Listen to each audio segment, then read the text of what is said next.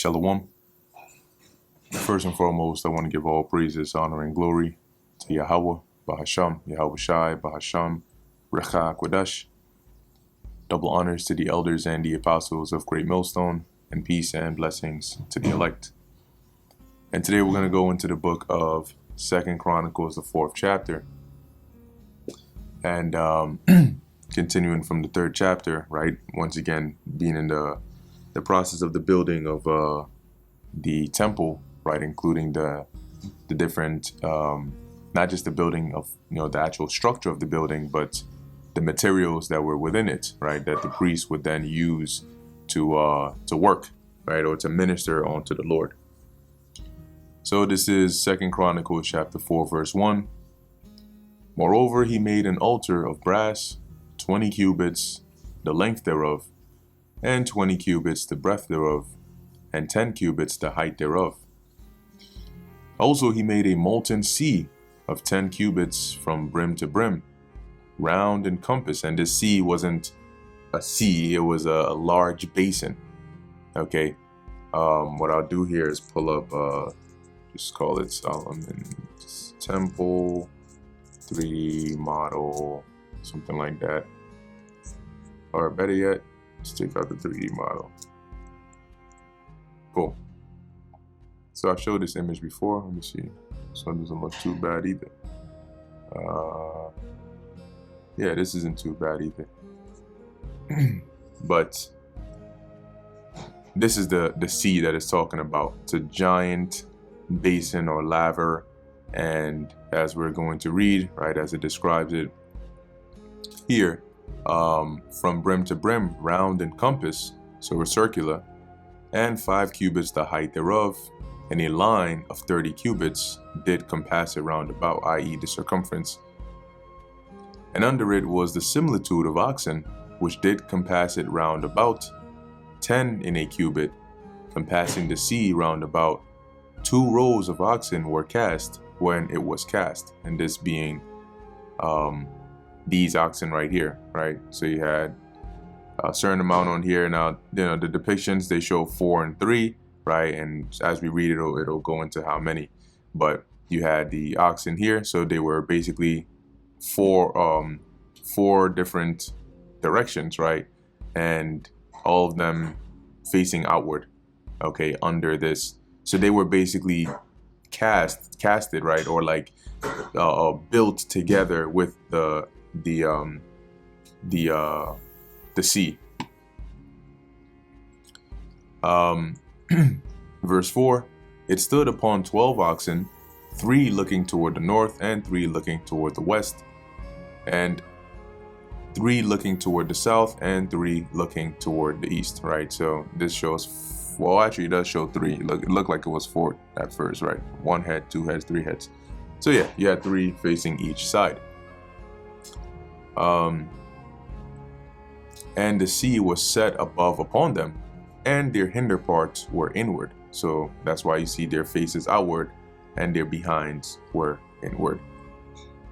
And the thickness of it was an handbreadth, and the brim of it like the work of the brim of a cup, with flowers of lilies, and it received and held 3,000 baths. So this bath, once again, is like a measurement. Like today we have gallons, for example. So the total amount of water that could be held in this basin, this sea, as it was called, was 3,000 baths. Okay.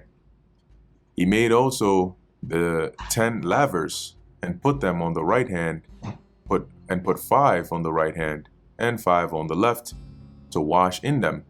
Such things as they offered for the burnt offering, they washed in them, but the sea was for the priests to wash in. So you can see here you have these lavers, right? You had 5 on this side, 5 on the other side.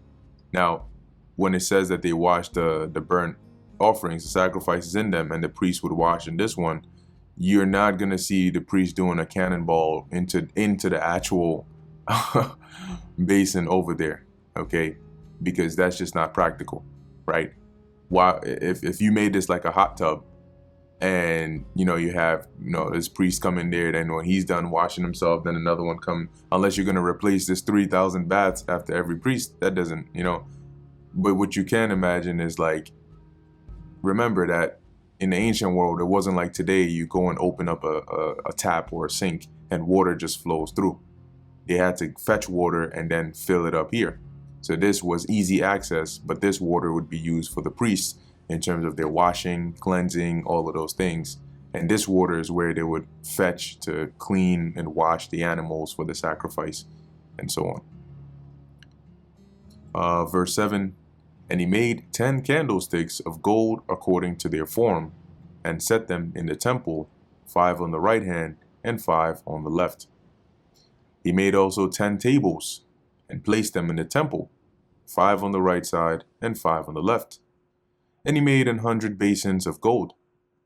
Furthermore, he made the court of the priests, and the great court, and the doors for the court, and overlaid the doors of them with brass. And he set the sea on the right side of the east end, over against the south, the sea being, once again, this where this thing was positioned. And Hiram made pots, and the shovels, and the basins, and Hiram finished the work that he was to make for King Solomon for the house of God. To wit, the 2 pillars, and the pommels, and the chapiters, which were on the top of the 2 pillars.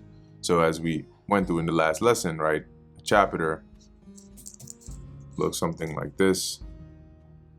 Right, so you had the chapiter, which is at the top of the pillar itself, right? And then you have the pommels, right? If we look here, pommels. Yeah, we can just do it in the Bible. And they sort of have it looking something like this, right? Like a design of some sort resting upon the top of the chapiter. Right, this is an example they show here, a depiction. You have, I believe these are the chapters here. These are like the wreaths, and or pommels. Yeah, so historically reading it, right, it's not, we weren't there to actually see it. So even these depictions that we see are at best just somebody's idea of what these words are conveying to us, right? Anyway, and the chapiters which were on the top of the 2 pillars, and the 2 wreaths to cover the 2 pommels of the chapiters which were on the top of the pillars, right? And when you look into those wreaths, I believe it's similar to what in fact, I think another translation here would make it clearer. Something like an NLT, right? It says the 2 pillars, the 2 bowl-shaped capitals or chapiters on the top of the pillars, the 2 networks of interwoven chains that decorated the chapiters. It says, and 400 pomegranates on the 2 wreaths, 2 rows of pomegranates on each wreath, to cover the 2 pommels of the chapiters which were upon the pillars. He made also bases and lavers made he upon the bases. And the bases here would be, if we go back and look at this image here, this part on the bottom that allowed you to be able to move these if needed. So like carts that you could place the bases or the basins or the lavers on top. Okay. Because imagine if the sacrifice is here, right? The altar is here, for example, right? You had areas where you would kill the animal, hang it, wash it, and all that. On the one hand, if you needed a lot of water over there, it makes more sense to be able to move maybe one of these over here, fetch the water, use it, and so on, rather than having somebody have to come all the way here with like some scooper or something, scoop the water, come all the way back to, or even bringing the animal all the way here, then using this here, and then that's the problem you would face if this was like stationary. So when you look at the bases here, you have here, for example, water carts, right? Stands, something to put the lavers on top of. It says 1 sea and 12 oxen under it. The pots also, and the shovels, and the flesh hooks, and all their instruments did Hiram his father, which that's by translation, right? This is not saying Hiram the father of Solomon. His father is just the literal translation of the Hebrew, which is I forgot the Hebrew for Hiram. Let me see what it was again. Hiram, right? Chawaram, Abba, right? Or Chawaram Abaya. So that's where they translate Hiram, his father, from. Make, right? So this is what Hiram made to King Solomon for the house of the Lord Yahweh of bright brass. In the plain of Jordan did the king cast them, in the clay ground between Sokoth and Zeredatha. And the plain, meaning like the leveled area, right, of Jordan, near the Jordan River, did the king cast them, these materials, in the clay ground, the ground being like the mound. So in this case, like if you see like a cast mound, or well, it might not be the right term here.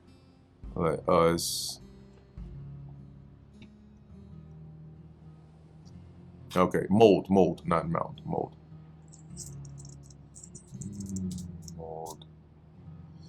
So when you're doing the work of like, okay, here's an example. I think this can depict it a bit. This isn't my profession. I am not a caster or whatever, they do that here. But here's an example, right? So you would have the shape here. In fact, I think when they're making, let me see, casting mold, let's do casting mold sword. Yep.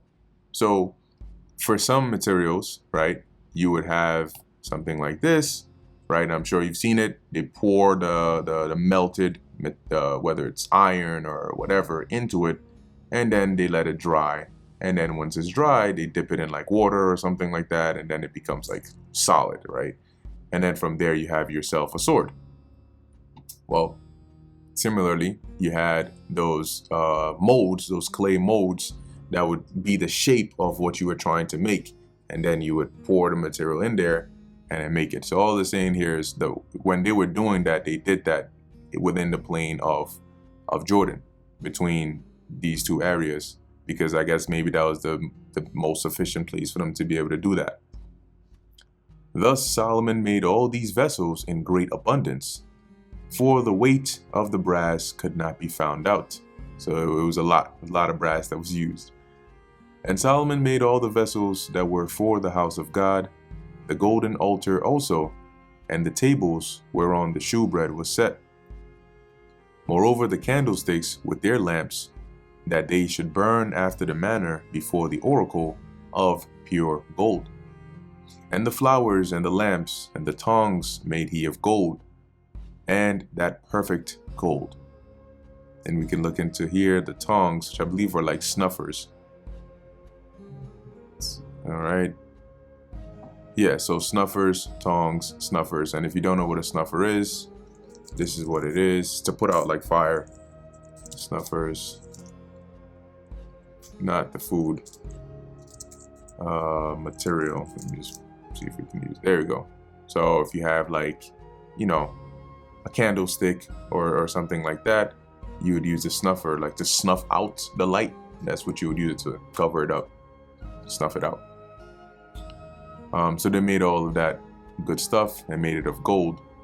And the snuffers and the basins and the spoons and the censers of pure gold. And the entry of the house, the inner doors thereof for the most holy place, and the doors of the house of the temple were of gold. So you can see why anybody who basically came across and saw the temple of Jerusalem was in awe, because this was a magnificently built temple. Anyway, that brings us to the end of the book of 2 Chronicles chapter 4. Lord willing, that was edifying to the elect. In closing, I want to give all praises, honor, and glory to Yahweh, Bahasham, Yahweh Shai, Bahasham, Rechak Wadash. And until next time, Shalom.